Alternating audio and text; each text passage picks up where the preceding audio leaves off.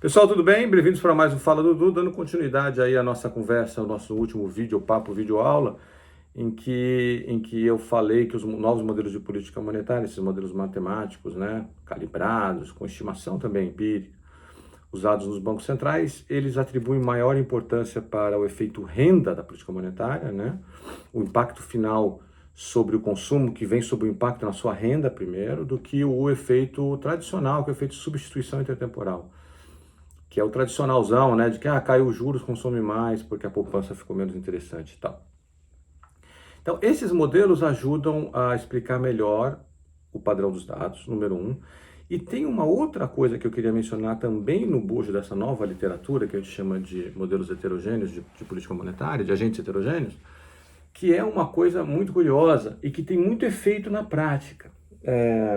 É uma evidência empírica curiosa e que acaba afetando muito a eficácia da política monetária, que é o fato que a gente tem uma porção de gente, quando você olha para os dados de distribuição de riqueza, né, para os países que têm, né, esses dados, as economias mostram, por exemplo, Estados Unidos e Europa, que a gente tem maior riqueza de dados, que tem muita gente com zero ativos, o cara tem zero lá poupança, ele não tem nada, né? Então ele entra a renda dele, ele consome, entra a renda dele, ele consome.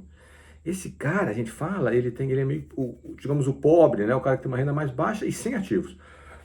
Esse cara tem uma propensão a consumir, uma entrada de renda muito alta. Então, se tem alguma coisa, né? Por exemplo, digamos de novo, o Banco Central consegue afetar a demanda, a renda desse cara aumenta, né?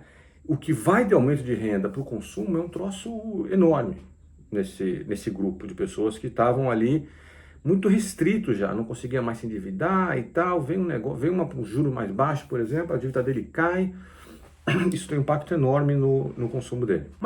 Só que aí a gente começou a usar isso para ver se os modelos explicavam bem, né, o aumento do consumo, da economia como um todo, quando acontece a política monetária mais frouxa que a gente fala, né, esse choque de política monetária no sentido de termos uma política monetária mais expansionista.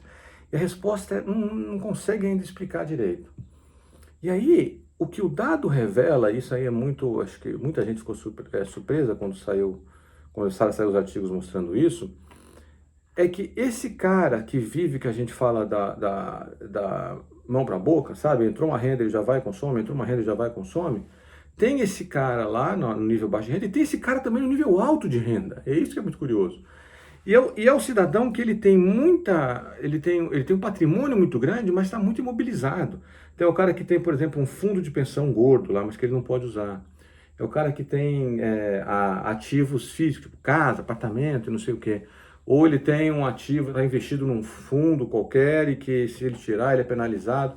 Então pensa de uma maneira geral, pessoas muito ricas, mas que o dinheiro não está ali, sabe? Naquela aplicação no banco do DI que você bata e resgata no outro dia. Então, esse cara, num certo sentido, ele também está sem liquidez. Então, aí entra a renda, ele consome, entra a renda, ele consome. Por quê? Porque ele tem essa poupança dele lá de longo prazo que ele não quer mexer muito. Por quê? Porque se você mexer, você perde a taxa de retorno mais gordinha que ela dá. Então, aí o que acontece? Esse cidadão também é o que a gente chama de mão para boca. Em inglês, hand to mouth, que a gente usa, né? Entrou dinheiro, ele consome também. E aí que é o mais surpreendente. Dessas pessoas que têm nenhum ativo líquido guardado, não tem nada, assim, tem muito pouco dinheiro no banco para usar numa emergência, sabe? A maioria, nos países ricos, isso, né? Elas são os ricos e não os pobres aqui. E aí o que acontece? E como esses caras aqui são muito ricos, né? Então tem muito dinheiro e tal, e a renda deles é muito alta, um aumento qualquer de renda que entra para eles, eles consomem mais, bem mais. E isso faz com que, no agregado, um choque, por exemplo, de política monetária tenha um efeito muito forte sobre o consumo das pessoas, das famílias, porque esse cara também, ele estava ali meio que no limiar dele, ele queria consumir, ele é rico, mas ele queria consumir um pouco mais, mas não consome porque ele não quer sacar desses investimentos que estão imobilizados, entendeu? Aí se entra uma renda a mais para ele também, ele lasca o pau no consumo, junto com esse cara aqui também, que é o mais pobre. Então são esses dois caras que dão aquele impulso no consumo quando você tem, por exemplo, uma política monetária mais frouxa, uma política fiscal mais frouxa que afeta o bolso deles.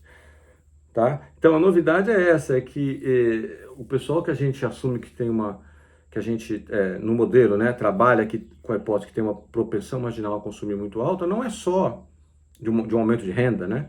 Não é só esse cara muito pobre aqui, mas esse cara rico também que está com capital imobilizado. Tá bom? Um abraço para vocês, até o próximo Fala.